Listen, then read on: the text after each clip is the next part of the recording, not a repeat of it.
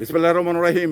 জামাত ইসলাম ৭১-এ এদেশের ভালো ভালো নারীদের মানে পশ্চিম পাকিস্তানের কাছে লেলিয়ে দিয়েছিল। সেই জামাতের ওই আচরণটা এখন পর্যন্ত জামাত ধরে রেখেছেন, কারণ তাদের মানে নীতি নৈতিকতায় এই দিকটা তারা অনুসরণ করেন, এই দিকটা তারা ধরে রেখেছেন। কারণ ভালো ভালো নারী দেখলেই, ইয়ং মেয়েরে দেখলেই তাদের কিন্তু যৌন ক্ষুধাটা বেড়ে যায়, তাদের আকর্ষণটা বেড়ে যায়। কারণ এতে করেই আমরা বুঝতে পারি যে সারা বাংলাদেশে জামাত ইসলাম যারা করেন, জামাত ইসলাম যারা নারী কর্মী, তারা মানে তাদের ভিতরেও আল্লাহ পাক যৌন ক্ষুধাটা বেশি দিয়েছেন, পুরুষদের ভিতরেও কিন্তু যৌন ক্ষুধাটা বেশি দিয়েছেন। তো তারা মানে এই বাংলাদেশ শুরুর থেকেই নারী ধর্ষণে অভ্যস্ত, এখন পর্যন্ত তারা কিন্তু নারী ধর্ষণেই কিন্তু অভ্যস্ত।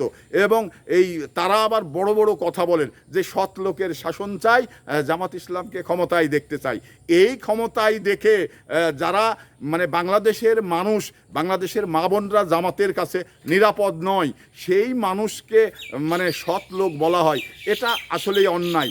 এই অন্যায়ের মানে বাংলাদেশে বিচার হওয়া দরকার।